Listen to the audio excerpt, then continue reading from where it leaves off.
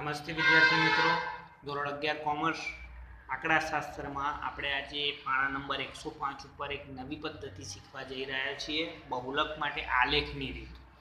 જો સતત આવૃત્તિ વિતરણમાં અસમાન વર્ગ લંબાઈવાળા વર્ગો હોય, એટલે કે એક ઉદાહરણ આપું તમને, 0 થી 5, 5 થી 10, 10 થી 20, મારે 10 થી 15 બોલવું જોઈતું હતું, પણ 0 થી 5, 5 થી 10, 10 થી 20 હોય, પછી 20 થી 40, ઓહો, એક વખત 5 ની વર્ગ લંબાઈ, બીજું 5 ની વર્ગ લંબાઈ, 10 ની વર્ગ લંબાઈ, 20 ની વર્ગ લંબાઈ, એટલે સતત અસમાન વર્ગ લંબાઈવાળા આવૃત્તિ વર્ગો હોય તો સામાન્ય સંજોગોમાં વપરાતા બહુલકના સૂત્ર દ્વારા ઉપયોગ કરી શકાતો નથી. સમાન કે અસમાન વર્ગ લંબાઈવાળા જ્યારે વર્ગો હોય તો તેવા સતત આવૃત્તિ વિતરણમાં આલેખની રીતે બહુલક શોધી શકાય છે. આપણે આનો ઉપયોગ, જેમાં આવૃત્તિ વિતરણના સ્તંભ આલેખનો ઉપયોગ કરવામાં આવે છે, હું તમને એક ઉદાહરણ જ અહીંયા શીખવાડી દઉં. અહીંયા આગળ તમને લખવામાં આવ્યું છે નફો 20 થી 40, 40 થી 60, 60 થી 80, 80 થી 100, 100 થી 120. એની જે વર્ગ લંબાઈ આપવામાં આવી છે તો અહીં તમે જોઈ શકો છો વિદ્યાર્થી મિત્રો, આ સો સિમ્પલ છે, આ સાદું છે વર્ગ લંબાઈવાળું. અહીં વર્ગ લખવાના છે 0, 10, 20, 30, 40, 50 એટલે નફો છે, અને સામે એકમોની સંખ્યા છે. 20 થી 40માં 2 છે, આ 20 થી અહીંયા 40માં અહીં 2, એટલે 20 થી 40 વર્ગ લંબાઈ આમ આડી રાખવાની, ઊભું 2 જવાનું, એટલે 20 થી 40 2. ત્યાર પછી છે 40 થી 60 13, 40 થી 60 પહેલાં અહીંયા 13 જતા રહો, અને પછી 40 થી 60 અહીંયા 13 અહીંયા આગળ આવી જવું જોઈએ, ઉપર 13 આવવું જોઈએ, અને 40 થી 60નું આવી ગયું. ત્યારબાદ 60 થી 80 છે, 60 અહીંયા છો તમે, 60 થી 80 પણ વર્ગ લંબાઈ સામે 60 થી 80માં 22 છે, તો 60 થી 80 અહીંયા 22 પહોંચી જાઓ, 22 થી અહીંયા 60 થી 80 અહીંયા 80 હેડાડી દો.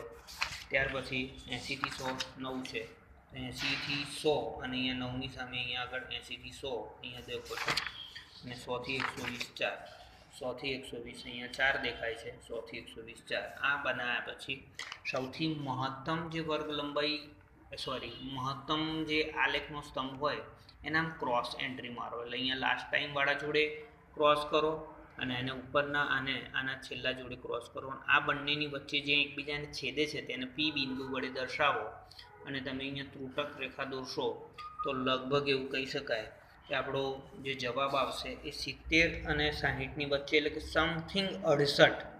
એ તમને એક્ઝેક્ટ આલેખ દોરશો એટલે તમને તરત આવડી જશે. એ જ રીતે તમને બીજો એક દાખલો પણ શીખવાડી દઉં છું. 37માં પાને 1 થી 4, 5 થી 8, 9 થી 12, 13 થી 16, 17 થી 20, 21 થી 40. આ અનિવાર્ય પ્રકારનું સતત આવૃત્તિ વિતરણ છે. એના માટે તમારે આલેખ દોરવો હોય તો અહીંયા મેં તમને શીખવાડ્યું હતું કે છેલ્લું જે ઉર્ધ્વ સીમા અને આનું અધર સીમા એ બંને એક સરખા નથી, તો એકનો જે ડિફરન્સ છે ને 8 થી 9, એટલે એકનો ડિફરન્સ પડે છે, તો આમાં 0.5 બાદ કરી નાખવાના. 0.5 થી 4.5 આમાં બાદ કરો, 4.5 to 8.5, એટલે કે ટૂંકમાં 8.5 થી 12.5, 12.5 થી 16.5, 16.5 થી 20.5, 20.5 થી 24.5. સામે વર્ગ લંબાઈ આપી છે. તમારે અહીંયા વર્ગ લંબાઈ માટે કેવી રીતે દોરવાનું છે, અહીંયા ખાલી બેઠકોની સંખ્યા બતાવવાની છે. મહત્તમ આવૃત્તિ 24.5 એટલે 25 સુધી દોરી દો. 2 4 6 8 એની વર્ગ લંબાઈ રાખો, સ્કેલમાં ખાસ દોરજો. અહીંયા વાયમાં મહત્તમ આવૃત્તિ 19 છે, એટલે અહીંયા 20 સુધી જવાનું છે. 0.5 થી 4.5 એટલે જુઓ અહીં 0.5 થી 4.5ની સામે 4, એટલે અહીંયા 4 જઈ 0.5 થી 4, 4.5 અહીંયા 4 ને જુઓ તમે અહીંયા જોશો મારા વિદ્યાર્થી મિત્રો, તો અહીં વચ્ચે એક 5 આવતું હશે, બરોબર? તો અહીંયા આગળ જે વચ્ચે આવે છે એનાથી પણ એનું અડધું, એટલે 4 અને 6ની વચ્ચે અહીંયા 5 હોય, અને 4.5 કોણ હોય? 4 અને 5ની વચ્ચે 4.5 હોય, એને 4 બતાડો. 4.5 થી 8.5માં 7 બતાડો. 4.5 થી 8.5 સુધી જવાનું છે, 7 બતાડો. પછી 8.5 થી 12.5 12 બતાડો. 8.5 થી અહીંયા 12 જાઓ, 12.5 સુધી અહીંયા બતાડો 12 સુધી. 12.5 થી 16.5 19 છે, 12.5 થી અહીંયા 19 સુધી જાઓ, અને 16.5 અહીંયા આગળ પૂરું કરો.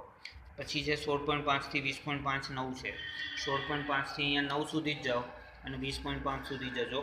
ત્યારબાદ છેલ્લો આવૃત્તિ છે 20.5 થી 24.5 3, તો અહીંયા 3 જવાનું, 20.5 થી 24.5. બસ આ રીતે તમારા આલેખ દોરવાનો આવશે. હવે સૌથી સરસ મજાનો એક દાખલો શીખવાડી દઉં. એક કંપનીના શેરનું, એટલે કે બસ આમાં જવાબ તમારી જ રીતે શોધવાનો. અહીંથી આમાં 2 આલેખ દોરવાના, ઉપરનો આના જોડે અને આનો આના જોડે, અને બંને જ્યાં એકબીજાને છેદે છે ત્યાં પી બિંદુ કરીને ત્રુટક રેખા દોરવાની અને ત્રુટક રેખા આઈ થિંક 14 અને 15ની વચ્ચે એટલે કે 14.2 મળશે. આટલું તમને ખાલી બેઠકોની સંખ્યાનો બહુલક 14.2. આ બહુલક આલેખની રીતે છે, લગભગ ઓછો પૂછાય છે પણ મારે શીખવાડવો પડે, મેં તમને શીખવાડી દીધું. પ્રમાણમાં ખાસ લખજો. એક કંપનીના શેરનું ભાવનું વિતરણ આપવામાં આવેલું છે, એના પરથી બનાવવાનું છે. હવે તમે એ જોઈ શકો છો 200 થી 210, 210 થી 220, 220 થી 240, 240 થી 260 અને 260 થી 300. તમે એ જોઈ શકો છો. અહીં વર્ગ લંબાઈ જોઈએ.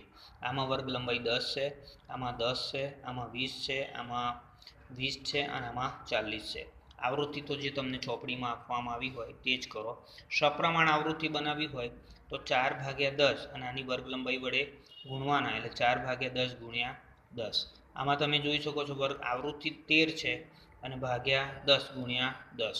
તો અહીંયા તમારે શું કરવાનું છે? 10-10ની વર્ગ લંબાઈ બનાવવા માટે આવૃત્તિ ભાગ્યા 36/20 ગુણ્યા 10, 16/20 ગુણ્યા 10, 8/40 ગુણ્યા 10. એટલે આ 10-10 માટેની આવૃત્તિ તૈયાર થઈ ગઈ. એના આલેખ કેવી રીતે દોરશો? તમે ખાસ આનું એક સૂત્ર પણ તૈયાર કરી લેજો વિદ્યાર્થી મિત્રો. ચાલો આપણે આગળ ગણીએ. ઓકે, અહીંયા વર્ગ લંબાઈ બતાવવાની છે. સૌથી મહત્તમ આવૃત્તિ અને ન્યૂનતમ આવૃત્તિ 200 થી ચાલુ થાય છે, 300 પૂરું થાય છે.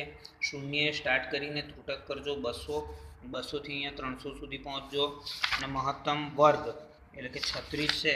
અહીં 2 4 6 8 થી માંડીને 36 સુધી બનાવ્યા કરતાં આપણે મહત્તમ આવૃત્તિ 18 જ છે એ રીતે કરજો.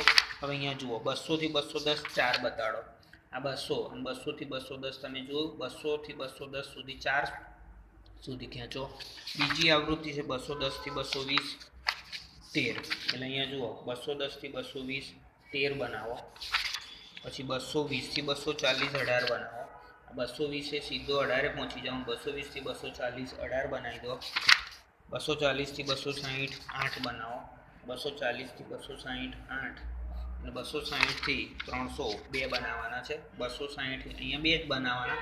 260 થી 300 સુધી ખેંચીને લઈ જવાનું. એ રીતે 2ની ઉપરનું આ વાય અક્ષ ઉપર બનાવેલું બતાવવાનું. આવી રીતે બનાવ્યા પછી મેં તમને હમણાં જ શીખવાડ્યું, મહત્તમ જે ઊંચામાં ઊંચો સ્તંભ દેખાય એને ઉપરની લીટીને છેલ્લા આના પછીના સ્તંભ જોડે અને આને આગળના સ્તંભ જોડે ક્રોસ કરો. એ ક્રોસ કરો અને જ્યાં આગળ છેદે ત્યાં બિંદુને ત્રુટક રેખા દોરીને અહીંયા બનાવશો તો લગભગ 220 અને 230ની વચ્ચે એટલે કે 225 ને 230ની વચ્ચે 227 આપણને બહુલક મળશે. આપણે ફટાફટ હવે બહુલકના લાભ અને ગેરલાભ જોઈ લઈએ. લાભ એના તે છે કે તે સમજવામાં અને ગણતરીમાં ખૂબ સરળ છે. તે માત્ર નિરીક્ષણથી મેળવી શકાય. જેમ આપણે આગળ જોયું હતું કે એકનું એક અવલોકન વારંવાર આવતું હોય તે બહુલક હોય તો નિરીક્ષણ એટલે પેન કે કેલ્ક્યુલેટર અડવાની જરૂર પડી નથી. તેના પર અતિ મોટા અને નાના અવલોકનોની વધુ પડતી અસર થતી નથી. તેની કિંમત આલેખ વડે પણ મેળવી શકાય છે. આનો પ્લસ પોઈન્ટ છે. તો એના ગેરલાભ કયા? તે ચોક્કસ રીતે વ્યાખ્યાયિત થયેલ નથી. બીજી એક વાત કે આપેલ ચલ માટે એકથી વધારે બહુલક હોઈ શકે. આપણે ઘણી વખત એવું કહ્યું કે એકનું એક અવલોકન વારંવાર આવતું હોય તો કોઈ એક સાંકળો 2 વખત આવતો હોય ને બગડો પણ 2 વાર આવતો હોય તો જવાબ આપણા 2 બન્યા. કદી એવું બની શકે નહીં.